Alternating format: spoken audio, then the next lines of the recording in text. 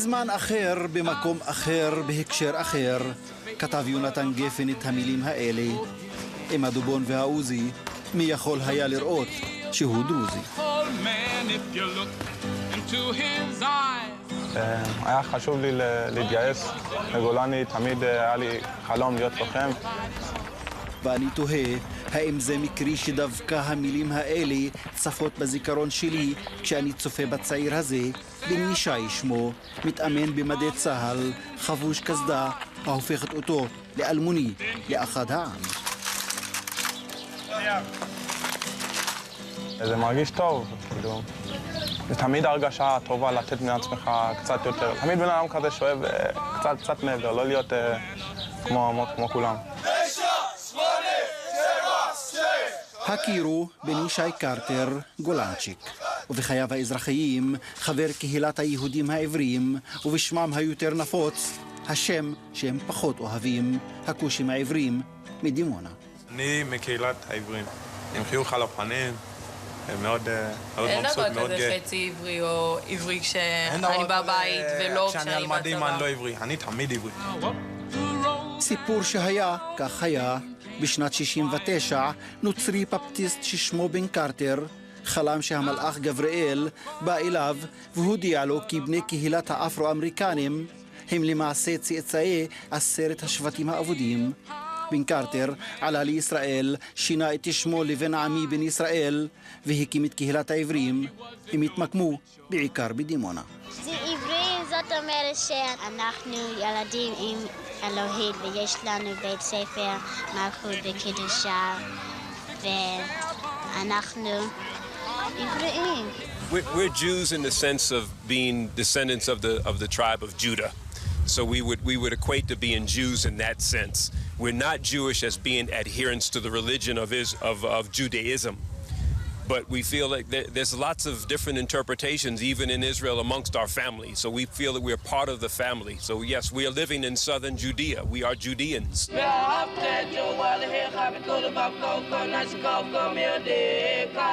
בישראל לא אהבו בלשון המעטה את העלייה במרכאות של קהילת היהודים העברים. בעיני רבים הם נתפסו סוג של מתחזים. קהילת העברים לא מוכרים כיהודים כהלכה. אנחנו כן שומרים שבת, כן עושים ברית מילה, כן שומרים חגים, אבל כאילו זה תורה בכתב ולא בעל פה. אנחנו לא מחפשים זהות אחרת. אין שום חיפוש וחתירה להיות משהו אחר. שואלים אותי מה אני? אני עברי. רוצה להתגייר? לא.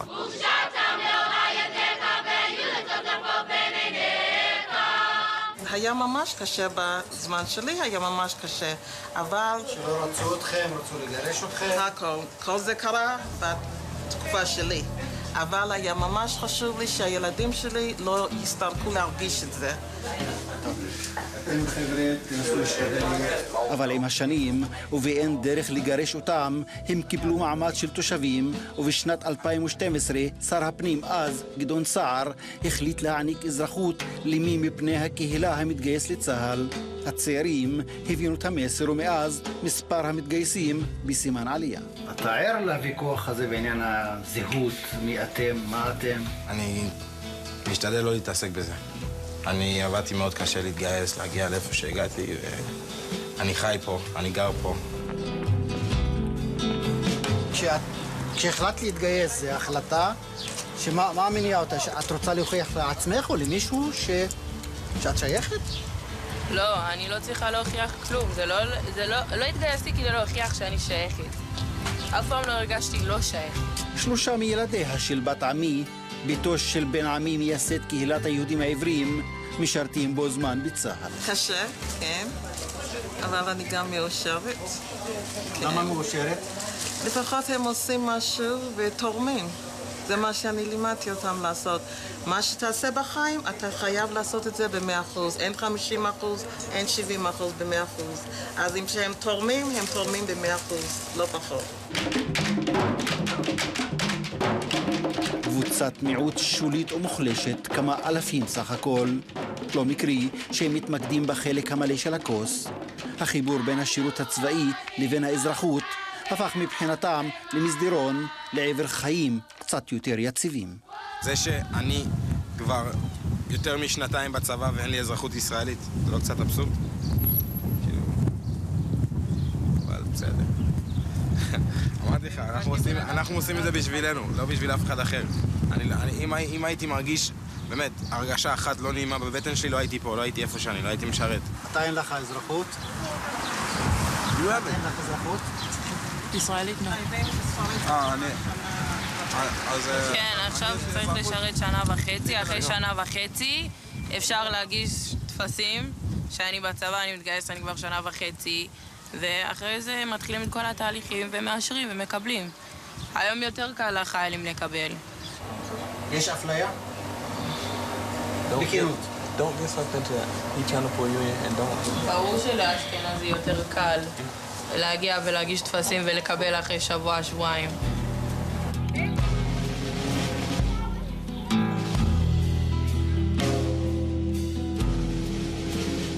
גם אתה היית חייל? כן, רק השתחררתי לפני 5 חודשים. רגע, מה אתה חושב על ההחלטה שלהם להתגייס? זה טוב, לימד אותם הרבה. חזר גבר, בוא נגיד. זה, במקום הזה. הוא נכנס למכינה שהייתי חניך בה, זה הדור הבא. תלמיד מצטיין, בן אדם, מלח הארץ, בחור טוב. אנחנו רציני. גם אתה מתגייס? כן. למה? למה? כן. קודם כי זה חובה, ואז... זה מחויבות, זה... הוא רוצה לתת מעצמו. כן, להחזיר למדינה. המדינה מחזירה לך? אבי, בוא פה זה. Don't go and talk. ועדיין, קהילת היהודים העברים משויכת לחתך הסוציו-אקונומי הנמוך בישראל. לא מעט צעירים כאן נחשבים נוער בסיכון. חכמים, יפים, לוחמים, מושלמים. יאללה איתם. יש את הצלף. כן.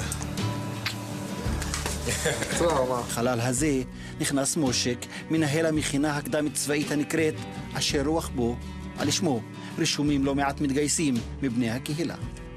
יש את החברה הישראלית עם דילמות, עם סוגיות, עם בעיות בחברה, ואתם כמו בתוך חממה בעצם, בקהילה סגורה. ועכשיו השאלה אם אתה רוצה לפרוץ אותה ובעצם להיות פחות מוגן ויותר חשוף, או אתה רוצה לשמור את עצמך איפה אני לא מחפש לפרוץ אותה. זה שאני יוצא ואני משרת ואני כאילו עושה קצת דברים מעבר בחוץ. החממה, כאילו, איך שגדלתי, אני מאוד... טוב לי, כאילו, זה לא, שום דבר לא רע לי. החבר'ה, מעבר לזה שהם גם מנומסים ואינטליגנטים, יש להם גם כוחות, גם נפש וגם כוחות פיזיים, וכשהם שמו לעצמם את המטרה לממש את עצמם בהקשר הצבאי, אנחנו רואים שכולם בסוף מגיעים ליחידות מובחרות. בשנת 2006, השכונה שלהם בדימונה קיבלה מעמד של קיבוץ עירוני, מה שאפשר להם לשמור על אורח החיים שלהם. אבל זקני הקהילה מודעים לכך שהגיוס לצה"ל הוא סוג של שער דו-כיווני. מצד אחד, הם מתערים בישראליות הנחשפת, מצד שני, הישראליות מתערה בתוכם. המבחן נאמר לנו איך להיות ישראלי ולהישאר עברי. איך אתם שומרים על זה שהם יישארו עבריים? הם תמיד יישארו עבריים, זה החינוך שקיבלנו, וזה לא ישתנה. גם עם זה שאני יוצא ואני נפתח קצת צבא, דברים כאלה, בסופו של דבר אני עברי. בדם, בנשמה, בגוף, שום דבר, זה לא ישתנה. כשאני אסיים, אני עדיין אחזור, גם זה שקצת נפתחתי וראיתי קצת דברים אחרים, אני עדיין חוזר בסופו של דבר לעם שלי. שזה לא יהיה אחרת.